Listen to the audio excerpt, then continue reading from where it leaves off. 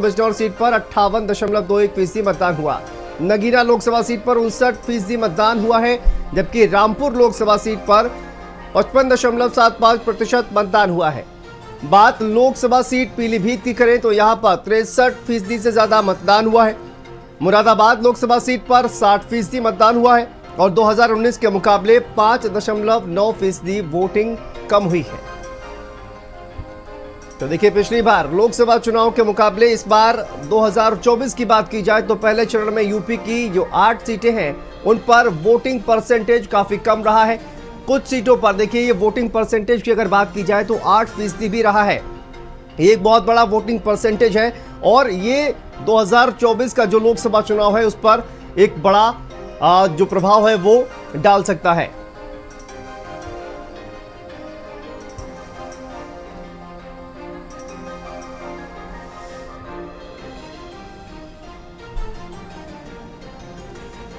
तो देखिए, पहले चरण में यूपी की 8 सीटों पर कम मतदान हुआ है और आपको बता दें कि पिछले लोकसभा चुनाव की अगर बात की जाए तो इसमें कई सीटें ऐसी भी हैं जिन पर 6 से 8% तक मतदान प्रतिशत कम हुआ है। बात करेंगे, हमारे साथ नरेंद्र प्रताप हमारे सहयोगी जुड़ गए हैं। नरेंद्र, पिछले लोकसभा चुनाव की अगर बात की जाए तो इस बार 2024 लोकसभा चुनाव का पहला चरण वोटिंग परसेंटेज कम दिखाई दे रहा है। आप जमीन पर हैं, लगातार लोगों से इंटरेक्शन कर रहे हैं, क्या वजह नजर आती है? ये जो लोकसभा चुनाव 2024 का पहला चरण है, यहां पर वोटिंग परसेंटेज कम दिखाई दे रहा है, 6 से 8% भी कहीं कहीं पर जो वोटिंग फीसदी है वो कम दिखाई दे रहा है, तो क्या वजह नजर आ रही है? देखिए, इसकी सीधी सीधी वजह यह है कि जो पॉलिटिकल पार्टियां हैं वो उन मुद्दों पर बात नहीं कर रही जनता से, जो जनता के जेन्युइन मुद्दे हैं। और उन मुद्दों में महंगाई है, बेरोजगारी है और रोजगार से जुड़े हुए जो अवसर कम होते नजर आ रहे हैं लोगों को, ये भी एक बहुत बड़ी बात है। लोग अपनी जेब में जब हाथ डालते हैं तो वहां से पैसा नहीं निकलता, पूरी कुव्वत से पैसा कमा रहे हैं, लेकिन वो पैसा जो है जेब में आने से पहले ही खर्च हो जाता है। तो इस तरह की दिक्कतें लोगों के साथ हैं और जब हम जमीनी तौर पर लोगों से बात करते हैं, गांव गली में कूचों में जाकर बात करते हैं, तो वहां ये सारी बातें निकलकर सामने भी आती हैं। लेकिन पॉलिटिकल पार्टियां इन मुद्दों पर बात नहीं कर रही हैं, जिसकी वजह से लोग निराश हैं और वोट करने के लिए नहीं निकल रहे हैं। कल जिस तरीके का वोटिंग का जो पैटर्न देखा गया वो काफी हैरत में डालने वाला था। जो शहर के इलाके हैं वहां पर 11-12 बजे के बाद जो वोटर है वो पोलिंग बूथ पर आया ही नहीं और ये सिलसिला जो है शाम के 4-5 बजे तक जारी रहा। बाद में 4 बजे से लेकर 6 बजे के बीच में थोड़ा बहुत जो आवागमन है वो देखा गया वोटर का, लेकिन बड़ी तादाद में जो वोटर पोलिंग बूथ से गायब है उसकी वजह ये भी है कि अब उसकी दिलचस्पी चुनाव में और चुनाव के नतीजों में नहीं रह गई है। शायद इसीलिए अब वो ये समझ चुका है कि इस वोट को देने से या बूथ तक जाने का इतनी दोपहरी में कोई फायदा नहीं है। लेकिन ऐसा भी इलाका देखा गया जहां पर देहात के इलाके हैं, जहां पर राजपूत वोटर हैं, जहां पर मुस्लिम वोटर हैं, जहां पर ओबीसी वोटर हैं, वहां बड़ी तादाद में लाइनें लगी हुई दिखाई दी।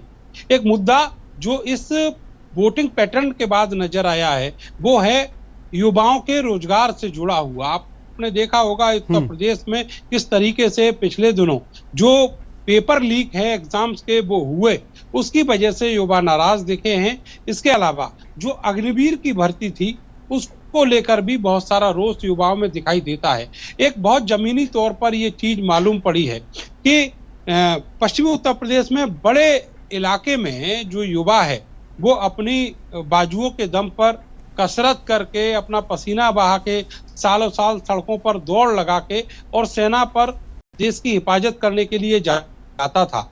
लेकिन अग्निवीर के आने से उसका ये सपना टूटा है, उसका कैरियर चौपट हो गया है और वो अब बीजेपी के खिलाफ खड़ा हुआ है। वो अगर वोट नहीं दे रहा तो ये मान के चलिएगा तो उसका जो रोष है वो बरकरार है। वो पोलिंग बूथ तक भी नहीं जाना चाहता और अगर जा भी रहा है तो फिर वो बीजेपी के अलावा कोई दूसरा विकल्प देख रहा है। इस तरीके का जो पैटर्न है पूरे पश्चिमी उत्तर प्रदेश में, जहां 8 सीटों पर कल मतदान हुआ है, वहां देखने को मिला है। इसके अलावा जो जातीय समीकरण है वो भी बहुत हद तक हावी होता हुआ दिखाई दे रहा है। लेकिन ऐसा दो चुनावों में, 2 लोकसभा के चुनाव जो पिछले 10 साल में हुए उनमें ऐसा पहली बार है कि अब की बार जो कम्युनल होता हुआ माहौल दिखाई देता था वो नहीं दिखाई दे रहा। इससे सीधा सीधा जो बीजेपी को नुकसान है वो यहाँ पर दिख रहा है, साफ दिख रहा है।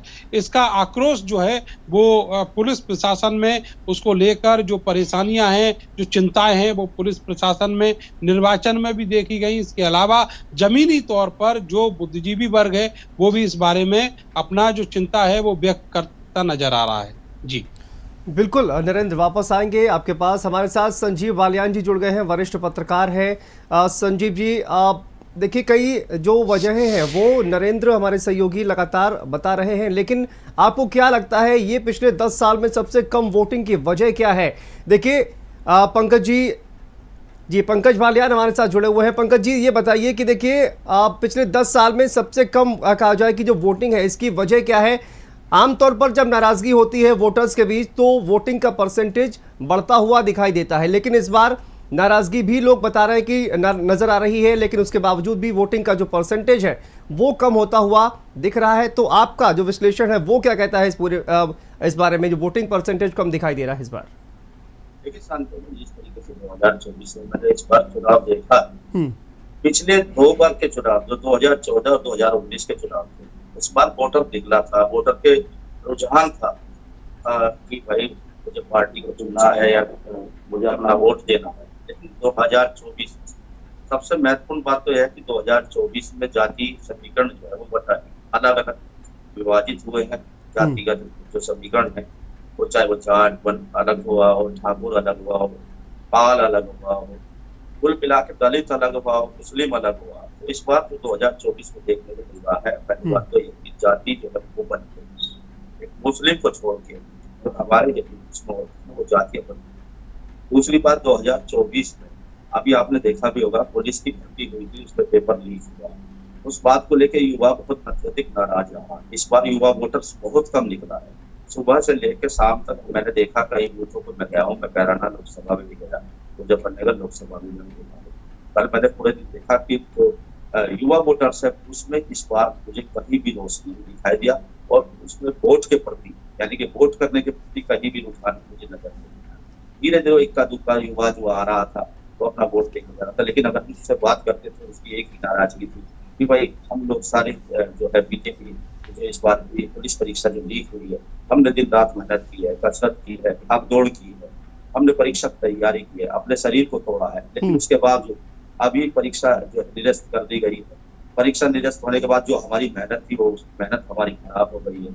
अग्निवीर को लेके भी यही उनकी है कि भाई जो अग्निवीर योजना सरकार लेकर आई है, हमारे सपनों को जो है बलि का लगा दिया गया है। अग्निवीर जो है बहुत शॉर्ट समय के लिए जो है अग्निवीर जो निकाला गया है, और शॉर्ट कम पीरियड के लिए जो है ये जो अग्निवीर की योजना है। हम चाहते थे कि हम सेना की जो है सेवा करें, हम चाहते थे कि हम देश की रक्षा करें, बॉर्डर पर हम लोग जाए, लेकिन ये सरकार ने ये भी हमारा जो है सपना चूर कर दिया। तो कुल मिला के युवा वोटर्स काफी नाराज नजर आया। बात दूसरी करे जातिगत की, तो ठाकुर समाज इस बात बहुत नाराज था। ठाकुरों का कहना है कि बीजेपी ने इस बात में वकालत कर दिया, हमारे टिकट्स काट दिए गए हैं। आपने देखा होगा कि 24वीं सरगना में संगीत सो लगातार जो है ये कह रहे थे कि संजीव बालियान को वोट ना करें, किसी भी पार्टी को वोट कर दे। इसके बीच में पंचायतें काफी हुई, काफी कोशिश भी की इस डैमेज कंट्रोल करने के लिए। यहाँ पर 3 बार खुद प्रधानमंत्री जी आए, योगी जी कई बार यहाँ पर आए इस क्षेत्र में, लेकिन आप देखोगे जब योगी जी और प्रधानमंत्री जी का मंच साझा हो रहा है तो कहीं ना कहीं एक दूसरे में जो है ठाकुरवाद वाला सिस्टम भी नजर आया है मंच पर। आपने देखा होगा कि प्रधानमंत्री जी ने योगी जी को कई बार इग्नोर किया। सपोर्ट चाहिए आप सहारनपुर का मंच से साझा कर लीजिए या आप मेरठ का मंच साझा कर लीजिए, कहीं ना कहीं ये चीजें देखने को नजर आई है जो सभी वोटर्स ने देखी भी। तो कुल मिला के इस बार ये है कि एक तो यहाँ पर जातिगत गुस्सा, उसके बाद आरएलडी का भाजपा में जाना, ये भी एक महत्वपूर्ण जो है यहाँ के वोटर्स को जो है इस बार जो है धक्का लगा, क्योंकि जयंत चौधरी पहले अखिलेश के साथ चले गए, अखिलेश से चले आने के बाद में उन्होंने यहाँ से मुजफ्फरनगर से 4 विधानसभा सीटें जीती। अब 4 विधानसभा सीट जीतने के बाद में एकदम अचानक ऐसा क्या हुआ कि उन्हें अपने बाबा के लिए भारत रत्न मांगना पड़ गया। अरे भाई, भारत रत्न क्या पहले किसी पार्टी को याद नहीं है? किसी सरकार को चौधरी चरण सिंह याद नहीं है? जब चौधरी चरण सिंह का बैनर पर पोस्टर लगाते हैं आपने देखा हो जितने भी राजनीतिक दल हैं वो चौधरी चरण सिंह की बातें करते हैं।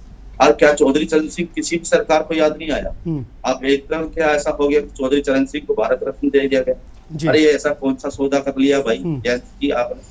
बिल्कुल। तो देखिए, कई कहा जाए कि अग्निवीर समेत कई मुद्दे हैं जो कि आपको लगता है कि ये एक डिसाइसिव फैक्टर जो है वो कम वोटिंग परसेंटेज जो हुआ है उसमें निकलकर सामने आ रहा है। बहुत बहुत शुक्रिया पंकज जी आपका हमारे साथ जुड़ने के लिए और अपना कीमती मत हमसे साझा करने के लिए। नरेंद्र, आपका रुख कर लेते हैं। देखिए, जिस तरह से कहा जाए कि जिस तरह से पूरा अगर बात किया जाए तो ओवरऑल 10 साल का जो वोटिंग परसेंटेज, आप ये कह रहे हैं कि वोटिंग परसेंटेज कम हुआ है, कई लोगों में गुस्सा जो है वो नज़र आ रहा है, नाराज़ नज़र आ रहे हैं, लेकिन वोटिंग परसेंटेज जो है उसकी अगर बात की जाए तो वो वोटिंग परसेंटेज कम हुआ है, बल्कि एंटी इनकम्बेंसी, जिस तरह से कहा जाता है कि एंटी इनकम्बेंसी ज़्यादा होती है तो वोटिंग का परसेंटेज बढ़ता है। इसका मतलब क्या ये निकाला जाए कि जो नाराज एक वर्ग बताया जा रहा है, चाहे वो किसी भी योजना हो या फिर किसी भी स्कीम से नाराज़ हो, तो क्या उसने वोट ही नहीं किया है, किसी को वोट नहीं किया है?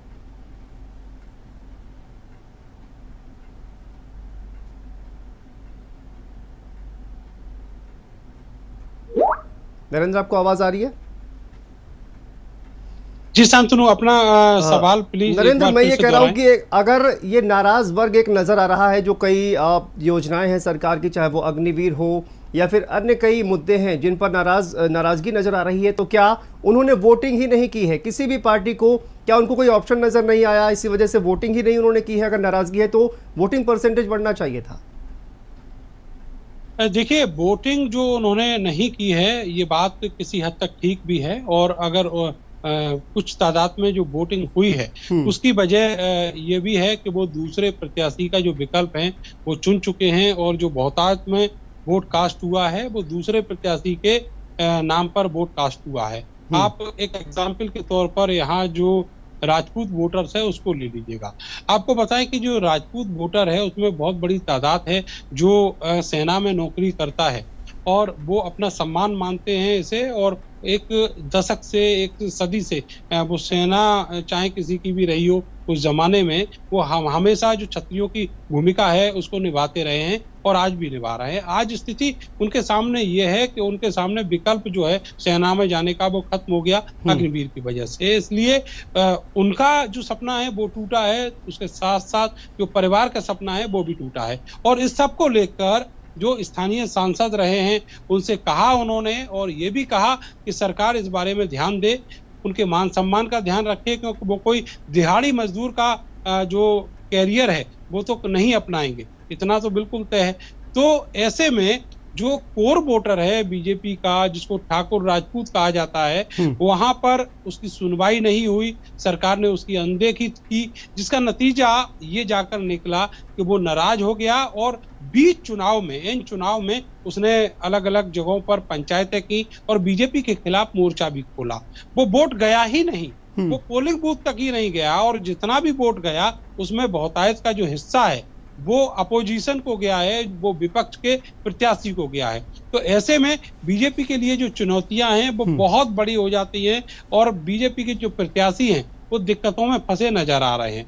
तो ये कहना कि एक माहौल सा था, मोदी की गारंटी काम कर रही थी, 400 पार का जो नारा था वो काम कर रहा था, यूपी में 80 सीटों का जो नारा था वो काम कर रहा था, ये सारी चीजों जो हैं वो अब पीछे की तरफ खिसक गई हैं। अब जो जमीनी मुद्दे हैं, आगे का चुनाव उस पर होना है, और आप तय जानिए कि इन सबको लेकर अब बीजेपी के जो हाई कमान है उसमें भी चिंतन और मंथन शुरू हो चुका है, और कल दोपहर बाद से ही जो पोलिंग बूथ की रिपोर्ट्स हैं वो लगातार बीजेपी संगठन को भेजी जाती रही हैं, और अधिकारी भी देर रात तक इंटरेक्ट करते रहे हैं, जो लोग भी फील्ड में रहे हैं उनसे, या फिर ऐसे लोग जो राजनीति को, चुनाव को, मतदान को बेहतर तरीके से समझते हैं। तो ऐसे में अब ये माना जाए कि ये संकेत बदलाव के हैं, और मुकाबला जो है वो बहुत कड़ा मुकाबला है। तो ऐसे में जो चीजें हैं, जो नतीजे हैं, कहीं बदल सकते हैं, कहीं भी जा सकते हैं। बिल्कुल दिलचस्प होगा नतीजे देखना। नरेंद्र, इस बार जिस तरह से आपने जिक्र किया है इन तमाम मुद्दों का, तो नतीजे देखना भी दिलचस्प होगा। बहुत बहुत शुक्रिया फिलहाल आपका नरेंद्र, तमाम जानकारी हम तक पहुंचाने के लिए। लगातार वोटिंग का परसेंटेज जो है वो कम हो गया है। इसी पर बात करने के लिए हमारे साथ लियाकत मुंडीर हमारे सहयोगी जुड़ गए हैं सहारनपुर से। लियाकत, बताइए क्या वजह रही है, क्या वजह नजर आ रही है जमीन पर? वोटर्स वोटिंग करने के लिए घरों से कम निकल रहे हैं। पिछले 10 साल का रिकॉर्ड अगर उठाकर देखा जाए तो इस बार वोटिंग का परसेंटेज गिरता हुआ दिखाई दे रहा है। क्या वजह नजर आ रही है?